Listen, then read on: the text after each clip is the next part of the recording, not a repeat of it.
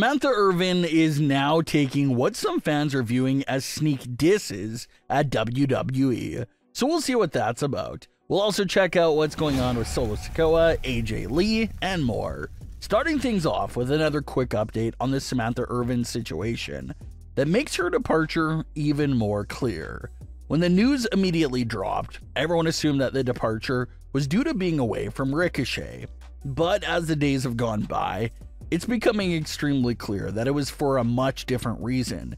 And that reason was that she felt like there was no room or opportunity for her to grow into other roles within the company. Samantha Irvin took to her Instagram to respond to a fan and said that she legitimately hated announcing and was not a fan of it. She said it was only supposed to be her way into the company and how she had her eyes on being a manager or general manager. But that WWE didn't view her as anything more than a ring announcer, and she felt stuck in that role with nothing else being on the table for her to do in the company. Now, this piece of news is a bit shocking. Everyone praises Samantha Irvin for being up there as one of the all-time great ring announcers. And now we learn the truth that she actually can't stand that position and didn't enjoy it at all. She was just using it as a way to try to get to a bigger role, which is something other superstars have done before and were able to do. You can look at Alexa Bliss. Alexa legitimately started her career in WWE as a ring announcer and a referee, before eventually transitioning into an in-ring talent. So it looks like that's the path Samantha Irvin wanted herself, not to become an in-ring talent, but to grow into a big non-wrestling role in the company, such as a general manager or a regular manager for a superstar. And when it became clear that WWE will not be doing that with her, she had to head out and venture into other career opportunities because she felt maxed out in WWE with just ring announcing. So that fact does make the situation a bit more clear to understand. Samantha Irvin will reportedly be trying out a career in music now that she left WWE. You have fans still buzzing about AEW for Samantha Irvin. But after this big reveal about her secret hatred for ring announcing, it does not look like she'll be announcing anyone in the ring if she decides to go to AEW. If she eventually ends up in AEW one day, maybe she'll get that manager role that she always wanted, and maybe it'll even be with her husband as well.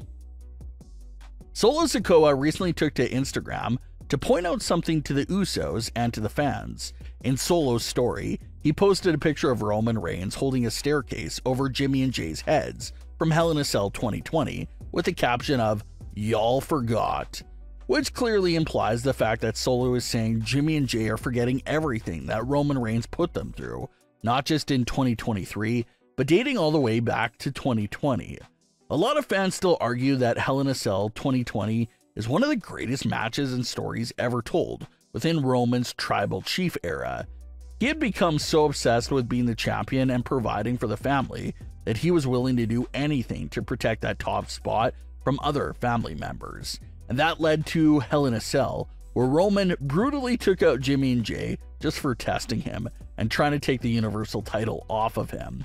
Of course, Roman did not stop there. He would go on to destroy Jimmy and Jey in the weeks after that, and that grew into a more physical and mental abuse over them for the years that followed that. So Solo's pretty much calling out the fans and the Usos, asking them how could they forget all the horrible and evil things Roman Reigns has done in recent memory. And this is an idea and concept that we've talked about before, and that's the idea that you can view Solo as being in there right with the entire bloodline situation. Roman was abusive to everyone for years. Roman crowned Solo as their tribal heir, but he was never really serious about it. He just did that in an attempt to keep Solo in line and endlessly waiting for a position that will never be passed down to him.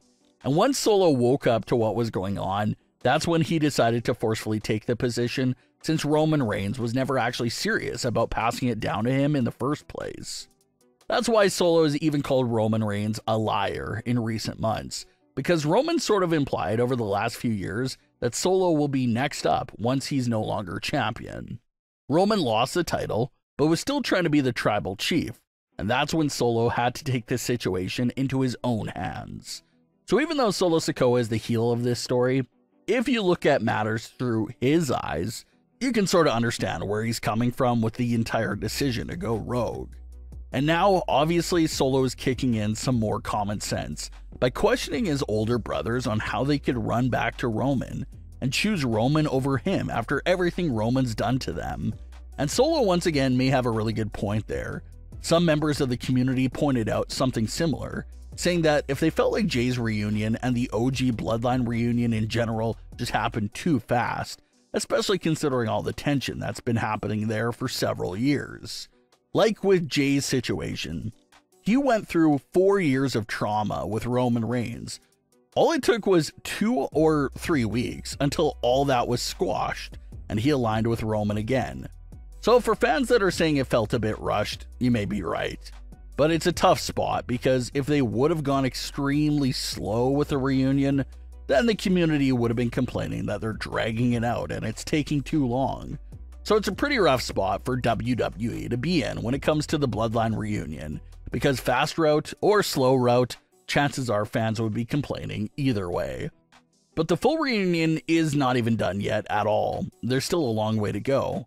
So it was not that rushed. You still need Paul Heyman back. There's rumors of Sami Zayn returning to the story.